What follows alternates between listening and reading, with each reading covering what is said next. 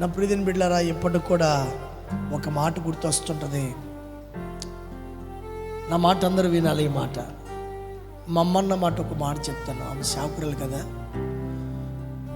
మా అమ్మన్న మాట ఒక మాట చెప్తాను. మీతో చాలాసార్లు చెప్పాను నేను. ఆమె సేవకురాలు.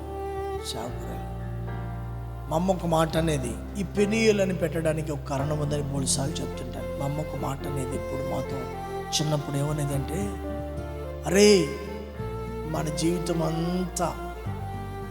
జీవితం అంతా శ్రమల గుండానే వెళ్ళిందిరా. అమ్మా వింటున్నారా?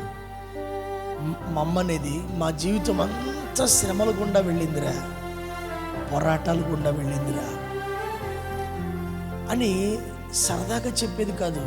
ఆమెలో ఉన్న భారం, దుఃఖంతో చెప్పేది, ఏడుస్తూ చెప్పేది. కొన్నిసార్లు మామూలుగా ఉన్నప్పుడు చెప్పేది, మేము పడ్డ ఇబ్బందులు మామూలు ఇబ్బందులు పడలేదురా. యేసేని నమ్ముకున్నారంటే అందరూ ఏమనుకుంటారు?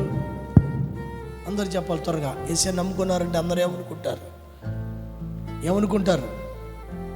యేసేని నమ్ముకోగానే ఏమనుకుంటారు? అందరూ అంత సుఖపడిపోతాం అనుకుంటారు కదా. మా అమ్మ ఆ మాటలు చెప్తుంటే నేను అనుకునేవాడిని, చచ్చిపోయినా సేవ చేయని అనుకునేవాడిని. మళ్ళీ ఆ మాట అనేది, అన్ని పోరాటాలేరా, అన్ని యుద్ధాలేరా మాకు జీవితంలో, జీవనం గురించి కాదు అని చెప్పింది. సేవ గురించి, దైవత్వం గురించి, సేవలో ఎదురైన పరిస్థితి గురించి అని చెప్పింది. జీవితంలో ఎదురైన పరిస్థితి గురించి అని అనేది. ఒరే ఆ రోజుల్లో వాక్యంతో పోల్చుకునే వాళ్ళు అండి.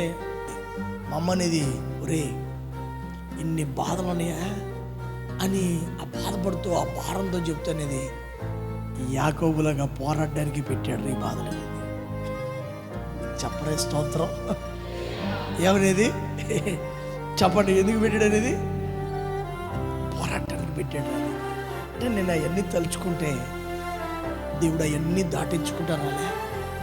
నేను సేవకురాలు వివాహమైన తర్వాత కూడా 1 కాదు 2 కాదు ఇక్కడ ఆరాధిస్తుంటే గుర్తు చేసుకుంటున్నాను. ఇందాకడ తల్లిగా ఆయనే నిలబడ్డాడు, తండ్రిగా ఆయనే నిలబడ్డాడు, బాధ్యతలు ఆయనే భరించాడు. అవమానాల మధ్యలో నిలబడ్డాం, నిందల మధ్యలో నిలబడ్డాం, ఒంటరిగా నిలబడ్డాం.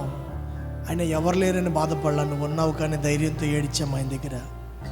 నేను ఈరోజు వరకు చెప్పగలను, మమ్మల్ని నడిపించింది, మమ్మల్ని బ్రతికించింది, మమ్మల్ని సహాయం చేసింది, మాకు అండగా నిలబడింది ఆరాధిస్తున్న ప్రభువైన యేసయ్య.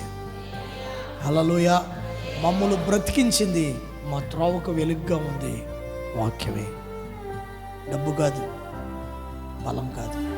అందుకే నేను అంటాను, ఆయన ఏవేవి గొప్ప కార్యాలు చేశాడో వాటన్నిటినీ ఏం చేయాలంట? తలంచుకొని